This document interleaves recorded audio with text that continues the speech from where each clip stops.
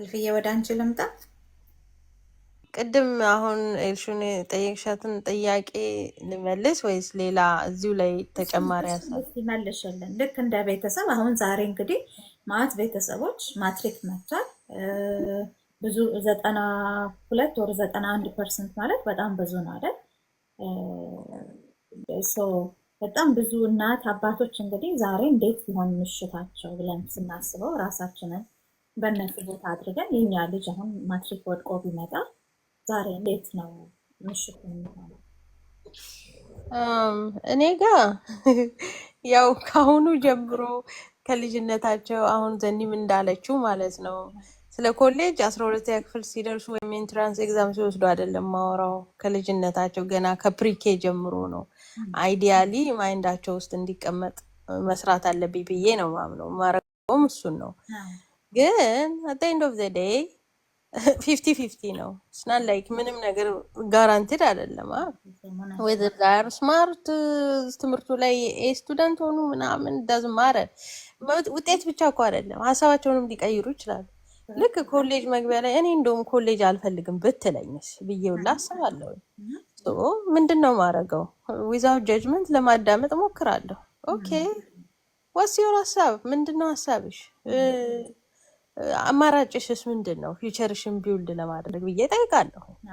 ኦኬ ይሄ ነው ይሄ ነው ትላለች አይደለ? ሶ ማይ ጃብ ኢዝ ቱ ጋይድ ናት ላይክ ሌክቸር ማድረግ። ይሄ ነው እንዲህ ካልሆንሽ በቃ አለቀልሽ፣ እኔማ ተቆራረጥን ምናምን አይደለም። አውትፑቱ ጥሩ ስለማይሆን ማለት ነው። ግን ፊውቸርን ቢውልድ ለማድረግ there has to be some way አይደል? ወላጅ ጋር እድሜ ልክሽን አትኖሪም ወይኔ እንትን አይሜን ሁሉን ነገር እየቻልኩ ወጪ እየቻልኩ ምን እያልኩ እድሜ ልካቸውን ልጆች ከኔ ጋር ይኖራሉ ማለት አይደለም። ኦኬ ኮሌጅ ጆይን አታረጊ ምን አስበሽ ነው? መስራት ፈልገሽ ነው? የምትሰርቪስ ከሆነ ምንድን ነው? ኮሌጅ በመግቢያ እድሜያቸው ላይ በዛ ታይም ይሄን ሁሉ ፊገር አውት እናደርጋለን ብዬ ነው ኤክስፔክት ማድረገው። ግን እንዳመጣጡ ለመመለስ እሞክራለሁ እንጂ ፓኒክ ማድረግም አስፈላጊ አይደለም። ሲቀጥል ሲወድቁ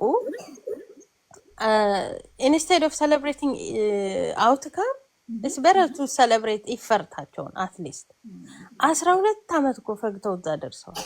እሱ ራሱ ሰክሰስ አይደለም እንዴ? እንደተባልነው ቅድም ላለመድገም ነው ደግሞ መውሰድ ይችላሉ። ብዙ አማራጭ አለ። ከዛ በተጨማሪ ደግሞ ፌለራቸው ፊድባክ እንጂ ናት ዜር አይደንቲቲ የሰሩት ውጤት ነው። ለምሳሌ መልሱን ራይት ካገኘሽ ታልፊያለሽ፣ ኤክስ ከሆንሽ ወጣሽ፣ ዳስ ፊድባክ ገና ቢዮር አይደንቲቲ። ስለዚህ የዓለም መጨረሻ ለመሆኑን ለማስታወስ ሞክራለሁ፣ ለእኔም ለነሱ በእነሱ ሳይድ ለመቆም ናት ላይክ አገንስት ደም ከመሆን ይልቅ የእነሱ ደጋፊ መሆን። ድሮስ እንዲህ እየተባልሽ አጥኚ ስትባይ አትሰሚ፣ እንዲህ ስታደርጊ ወይም እንዲህ ስታረግ ነው እንዲህ የሆንከው እያልኩ እዚህ ጋር ቆሜ ጣቴን ከመጠቆም አሁን ምን እናርግ? ኦኬ ተወደቅ አይደለ? ዋትስ ኔክስት ነው እንጂ እዛ ላይ ብትጨፍሪ፣ ብታለቅሺ፣ ብትጮሂ፣ ብሌም ብታረጊ የምታመጪው ለውጥ የለም። የበለጠ እነሱን መጉዳት ነው የሚሆነው ነው። ከዛ ደግሞ ኢንከሬጅ ደም በቃ ዲስከቨር እንዲያደርጉ የእነሱን ዩኒክ ስትሬንግስ እና ፓዛቸውን እስከ ዛሬ ኢንትራንስ ኤግዛም እስኪወስዱ ፊገር አውት ካላረጉት፣ በእኛ ጊዜ እንደዛ ነበር። አክቹሊ ምን እንማር ብለን እጣ አውጥተን ነው የገባ ነው። ወደድን ፊገር አውት ግደዛ መሆን አልነበረበት። ውጤትሽና እንደመጣልሽ ከአንድ እስከ 3 በቃ ራንደም እኔ ደረሰሽ ላይ ትገቢያለሽ ወይ ቢልዲንጉ ደስ ያለሽን ምናምን። እኛ እንደሱ ነው ያደረግነው። እዚህ ይሻለናል። ይሄ እኮ ፌላሪቲ ነው ባይዘው። ያው ልሳቀኝ ገባሽ? አንዳንዴ እድሜሽንም ሊበላ ይችላል። እንደገና እንደ አዲስ የሆነ ተምረሽ ተሟሙተሽ ዲግሪ ይዘሽ ወጥተሽ ይሄማ የኔ ኢንተረስት አይደለም ቆይ ልማር የኔን ኢንተረስት ማለት ዌስት ኦፍ ዮር በጣም ፕሪሺየስ እድሜሽን ማለት ትንሹ 3 ዓመት ከዛ በላይ አይደለ ኮሌጅ ተገብቶ የሚወጣ እንደ ፊልዱ። ስለዚህ ይህን ሁሉ ዌስት መደረግም የለበትም ኢነርጂም ሁሉም ነገር። ስለዚህ ምንድነው ቀድሞ አለመዘጋጀት፣ አለማሰብ፣ አለመመካከር ነው ከልጆች ጋር ይህን ነገር የሚያመጣው። እነዚህን አትሊስት እነዚህን 4 የጠቀስኳቸውን ነጥቦች ነው ማደርገው። አንታይ በጣም ቴንኪው እልፍዬ። ማአት ቤት እንግዲህ 91% ማትሪክ ውጤት ያልመጣለት ልጅ ቤቱ ገብቷል። ላስት ይር ደሰምቲንግ ነው ሀፕን ያደረገው። እንደውም የበለጠ መሰለኝ 6% ነው ያለፈው፣ ወደ 94%ቱ አላለፈም ነበረ እና በጣም ብዙ መጥፎ ዜናዎች ነው የሰማነው። ልጆች ከቤት የጠፉ ልጆች ራሳቸውንም እስከ በቃ ይሄንን ወላጆቼ አይቀበሉኝም በማለት ራሳቸው ላይ እርምጃ እስከ መውሰድ የወሰዱት። ቲክቶክ ስለማይፈቅድ ነው ቃሉን የማለለበት ምክንያት። ይሄ ነው የሚሆነው እና እንደ ወላጅ ወድቀው ሲመጡ እኛ እንዴት ነው መቀበል ያለብን? መውደቃቸውስ እንዴ ማለት የመጨረሻ ነው ወይም የወደቁት እነሱ እያሉ ማለት ምንም ቢሆን ምንም እኛም ወላጆቻቸው ብንሆን ግን የእነሱን ኑሮ መኖር አንችልም። ያው እናግዛቸዋለን እንደ ልጅ እንዳመጣናቸው ያሳዳጊያቸው ስለሆንን ተንከባካቢያቸው ስለሆንን፣ ግን ደግሞ ውድቀቱ ከኛ የበለጠ እነሱን ይሰማቸዋል። ምክንያቱም የራሳቸው ህይወት ነው፣ ተረዱትም አልተረዱትም ማለት ነው። እና ያን ሰዓት ላይ ውድቀት ላይ ያሉ እንዴት ነው እኛ እንደ ወላጅ ልንደግፋቸው የሚገባ? ምንድንስ ነው ልንል የሚገባው? ዛሬ ወደ ቤት ሲመጡ ሰማህ የከሌ ልጅ እኮ አለፈ አንተ ማትረባ ነው ብለን የምንቀበላቸው ወይስ ኢትስ ኦኬ በቃ ሞክረሃል፣ 12 ዓመትም መማር በጣም ትልቅ ነገር ነው። ትምህርት ብቻ አይደለም፣ የእጅ ሙያም መማር ትችላለህ። አሁንማ በጣም ብዙ አይነት ነገሮችም አሉ፣ ቲያትርም፣ ሙዚቃውም፣ ኢቨን ሜካፕ መስራቱም ሊሆን ይችላል፣ ፀጉር መስራቱም ሊሆን ይችላል። ለምን ዳቦ ጋጋሪ አይኮንም ብለን ልጆቻችንን እናበረታታቸዋለን? ወይስ ደግሞ በቃ ዩኒቨርሲቲ አለመግባት የዓለም መጨረሻ አድርገንላቸው ልጆቻችንን እንዴት ነው የምንቀበላቸው? ዘንዬ ልምጣ ወደ አንቺ።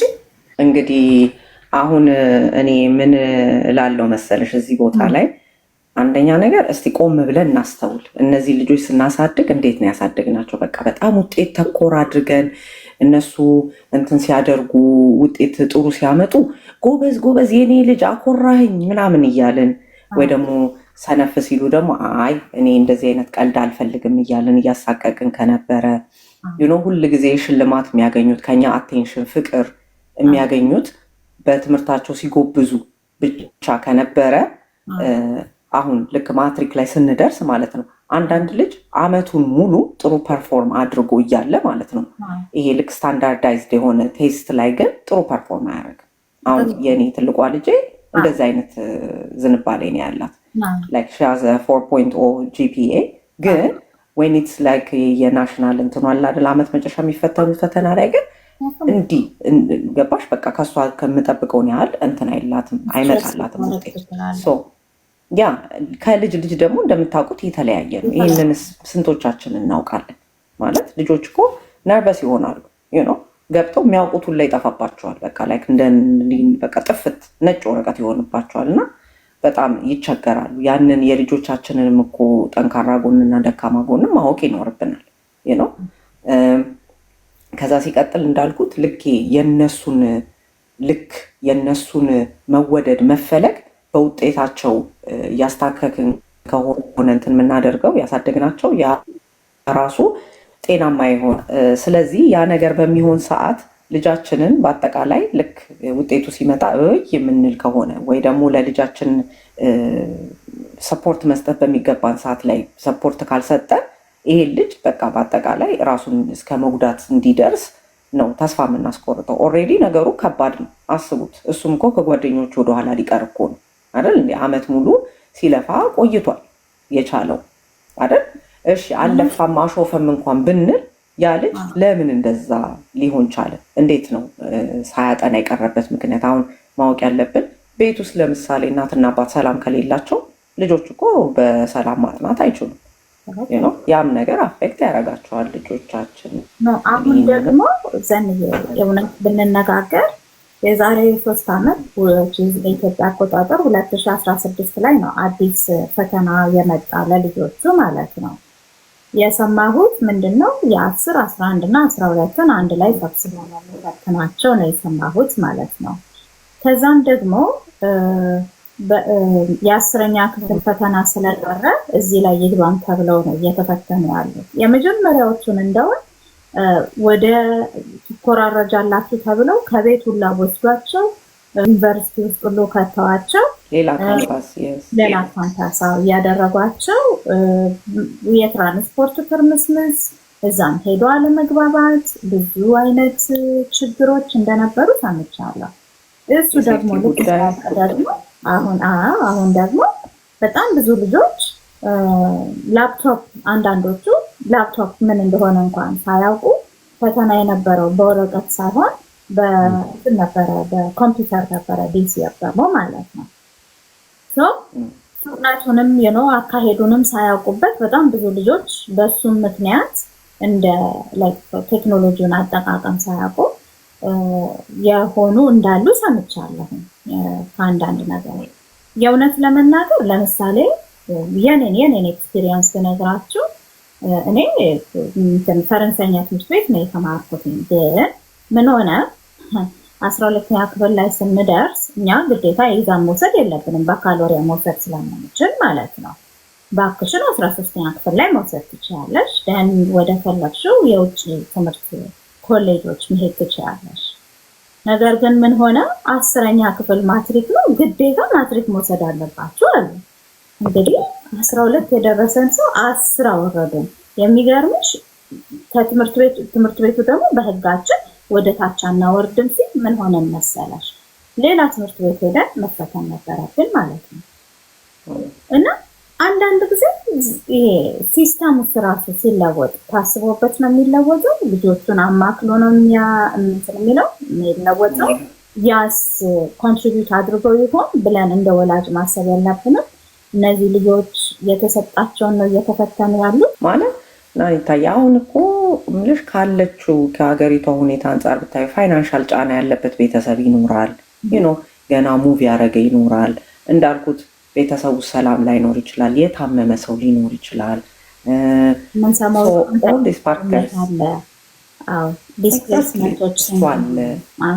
በትክክል በዛ ላይ አንዳንዴ ደግሞ ልጆች ደግሞ ማለት ነው ማወቅ ያለባችሁ ነገር እንግዲህ እንደ ሰው ማለት ነው ፍቅር ይይዛቸዋል። ኦል ዲስ ቲንግስ ደግሞ እንደዚህ አይነት ነገሮችም ደግሞ ይረብሿቸዋል አይደል? እና ሁሉ ነገር ያስጠላቸዋል። ከዛ ሲቀጥል ጉርምስና አለ ራሱ ፒውበርቲ፣ የሆርሞን ወደ ላይ ወደ ታች ማለት አለ። እነዚህ ነገሮች ራሳቸው ባህሪ ለውጥ ያመጣሉ። አንዳንዴ የድባቴ ወይ ነገሮችን ያለ በቃ ማድረግ አለመፈለግ፣ ማጥናት አለመፈለግ፣ ዋስ ዘ ፖይንት ምን ይሰራል ምናምን የሚሉ ነገሮችም ስላሉ እነዚህን ሁላ ነገሮች እኮ ከቁጥር ማስገባት አለብን እንደ ወላጅ። የልጆቻችን እንዳውም እኔ የማውቀው ማለት ነው እንደ ልምድ የማውቀው እና ይታይ ኢሮፓ አትሊስት አንቺ ሌትስ ሴይ ቤት ተሰጥቶሽ መንግስት የምትኖሪ ከሆነ የ10ኛ ክፍል ልጅ ጀምሮ እስከ 12 ያለ ቤተሰብ ካለበት ቦታ እንዲንቀሳቀስ አይጠየቅም። ሚኒንግ አድሬስ እንኳን አይቀይርም። ቢካዝ ዴይ ኖ ያ ጊዜ በጣም ለልጆች ኢምፖርታንት እንደሆነ ስለሚያውቁ ልጆቹ መነቅነቅ አይፈልጉም። ካለመዱበት ትምህርት ቤት ከአካባቢያቸው ሁሉ ነገር እንደዛው ስቴብል እንደሆነ መቀጠሉ ለልጁ ውጤታማነት በጣም ኢምፖርታንት እንደሆነ ስለሚያውቁ ያንን አይነት ትብብር ራሱ ያደርጋሉ። ስለዚህ ስንቶቻችንን ይህንን ነገር የምናውቀው እንደወላጅ የአካባቢ የሁኔታዎች መቀየር የልጆቻችንን የትምህርት ቤት ውጤት ሊቀንስ እንደሚችል እሱን ነገር ደግሞ በደንብ እስቲ ዜና ለምሳሌ ላስት ይር 6% ብቻ አልፏል ብለሽ መስማቱ ራሱ ልጆች ላይ ምን አይነት ፕሬሸር ያመጣል? በጣም ካሁን በኋላ ተስፋ የምትቆርጭበት ነገር ነው አይደል የሚሆነው። እስኪ እርሺ የምትይው ነገር አለሽ? ዝም አለ። እሺ እድል ስለተሰጠኝ ላውራ። እሺ አሁን ላስብ የምችለው የተወሰኑ ሀሳቦች አሉኝ እና እንታይ ከዚህ ጋር ያይዘን በተለይ እንድናወራ ወይም እንድነጋገር የማስበው አንደኛው ምን መሰለሽ እንዲወድቁ ያደረጋቸው አንደኛ በቃ ምክንያቱም በትምህርት የሚሳካላቸው ብዙ ሰዎች ስላሉ በጣም በቁጥር ብዙ ሰዎች ስላሉ ለነሱ ለሚሳካላቸው ሰዎች ግን ደግሞ ለወደቁ ለምንድን ነው የወደቁት? ምንድነው ምክንያቱ ብለን አንድ ሐሳብ ነው እሱ ማንሳት ያለብን በጣም ልክ አሁን እንዳላችሁት ማለት ነው። እሱን ኮንሲደር ስናደርግ በጣም ብዙ ነገሮች አለ። የትምህርት አሰጣጥ ሂደት አለ፣ የፐርሰናል ላይፍ ችግር አለ፣ የአካባቢ ተጽዕኖ አለ፣ ኢንቫይሮንመንት ልክ እንዳልሽው የሆነ ቦታ መቀየሩ ምናምን በጣም ብዙ ፋክተሮች አስተዋጽኦ ያደርጋሉ። ምናልባት የትምህርት አሰጣጥ አንዱ ሊሆን ይችላል። ያጠናን አይነቱ አለማወቃችን፣ ችሎታችንን አለማወቃችን፣ ያጠናን ስልታችንን ለኛ የሚያዋጣውን ስልት አለማወቃችን፣ አለመለየታችን፣ አንዳንዱ ቶሎ ሲረዳ አንዳንዱ ትንሽ ታይም ይፈልጋል። a better way explain የሚያደርግለት ሰው በቀላሉ ያስረዳዋል። የሚገርመው እንደዚህ አይነት ሰውና አለማወቅ አለ። ብዙ ፋክተር አለ። እሱ ላይ ብንሰራ ምናልባት ለውጥ ልናመጣ እንችላለን። ምናልባት I don't know። ሌላው ደግሞ ማስበው ትምህርት ብቻ ነው ተብለው የወደቁና ተስፋ የቆረጡ ሰዎች ወይም ተማሪዎች ወይም ቤተሰቦች ለምንድን ነው ለምንድን ነው እዛ ጋር የደረስነው? ለምንድን ነው ተስፋ መቁረጥ ላይ የደረስነው? መነሻው ምንድነው? እንደዛ እንድንሆን ያደረገን መነሻ ምንድነው? ያ ብቻ ነው መንገድ ስለተባለ ነው ወይስ ኮምፒቲሽን ውስጥ አሁን እንደተባለው ቅድም ዲስከስ እንደተደረገው ኮምፒቲሽን ውስጥ ስላለን ነው ከሌሎች ቤተሰቦች ጋር ከሌ እንደዚህ እንትን አለ የኔ እኮ እንደዚህ ነው የሚል ኮምፒቲሽን ውስጥ ስላለን ነው ወይስ በአካባቢያችን በጣም ብዙ ተማሪ ከወደቀ ዊር ኦኬ ወይስ ምንድነው? ገባሽ? ፋክተሩ ምክንያቱ ዋናው ምክንያት ምንድነው? ያ ህይወት መንገድ በቃ ያችን ውጤት ካለፍክ በቃ እንደው አይንህን አንይ የምንልበት ዋና ምክንያት ምንድነው? እንደ ወላጅ ሆኖ የሚሰማን ኮንሰርንድ የሆነ ወይም አካባቢ ያለ ሰው ራሱ ተማሪ ሆኖ የወደቀ ሰው የሚያውቅ ቤተሰቡ በጣም ይሄንን የሚፈልግ ይሄን ውጤት የሚፈልግ በቃ ቤተሰብ ገደለኝ የሚል ሰው የሚያውቅ ማለት ነው። የሚያውቅ ልጅ ሊመክረው አድቫይስ ሊያደርገው የሚችለው ነገር ምንድነው? መጀመሪያ ምንድን ነበር ዋና ምክንያት? በቃ ህይወትህ ያ ነው ውጤትህ።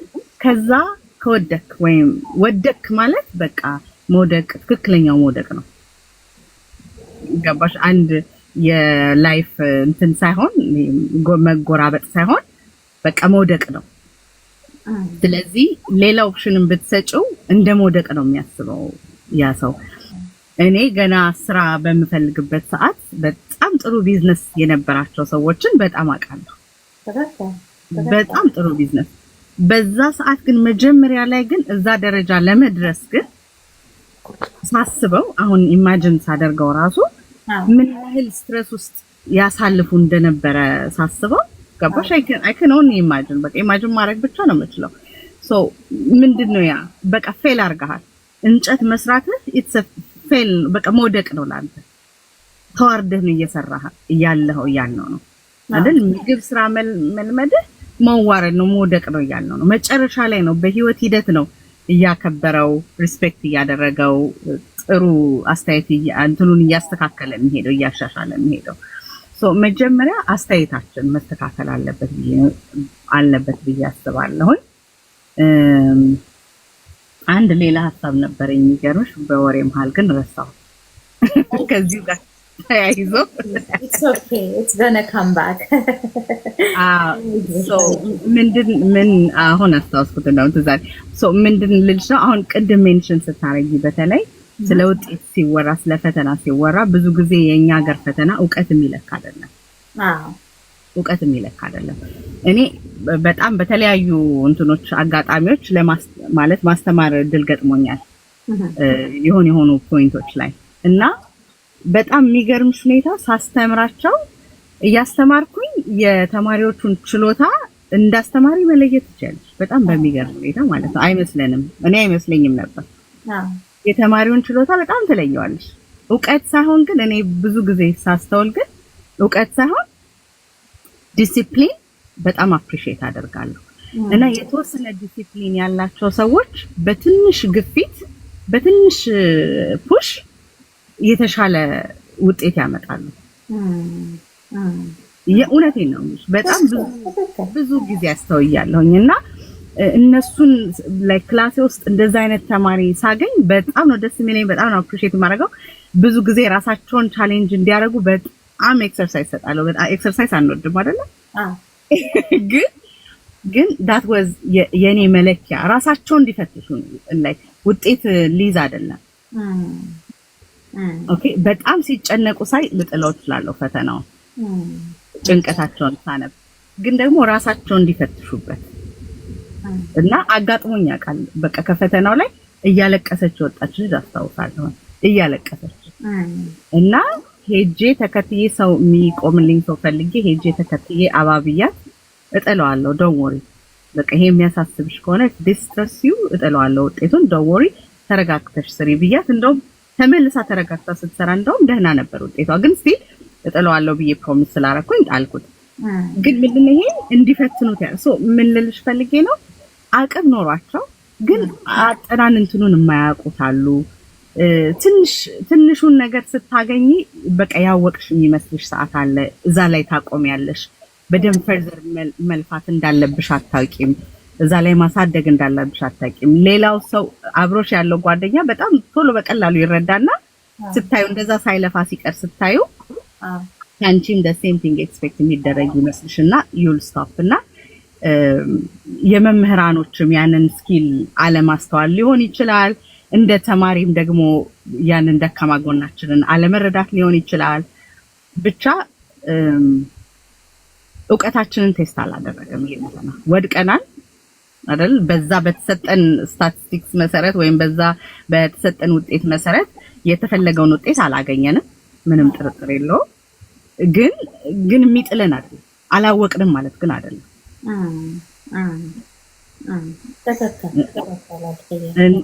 እና እዛ ላይ እንደ ህብረተሰብ ወይም እንደ ፋሚሊ እንደ ተማሪም ደግሞ ለሚያዳምጥ ለሚሰማም ተማሪ ደግሞ እዛ ላይ መስራት አለበት ብዬ አስባለሁ። ምክንያቱም አንዳንድ ወላጅ በቀላሉ ሐሳቡን ይሄንን ምክክር አነጋግረሹ ሐሳቡን ይቀይራል። አንዳንድ ወላጅ ደግሞ ያን አይቀይርምና ለሚሰሙ ተማሪዎች ግን በቃ ያቺን በትዕግስት ቢያልፏት ያቺን ከቤተሰብ ጋር ያለውን ፍጭት በትዕግስት ቢያልፉት ያቺን ሞመንት በቃ ተስፋ የመቁረጥ ስሜታቸውን ትንሽ አረፍ ብለው እስቲ ምን ላርግ ብለው ፊውቸራቸውን ደግሞ በተለየ መንገድ ቢያስቡት ጥሩ ውጤት ሊያገኙበት ይችላሉ ብዬ አስባለሁ። ቴንክ ዩ በጣም ያልሽዬ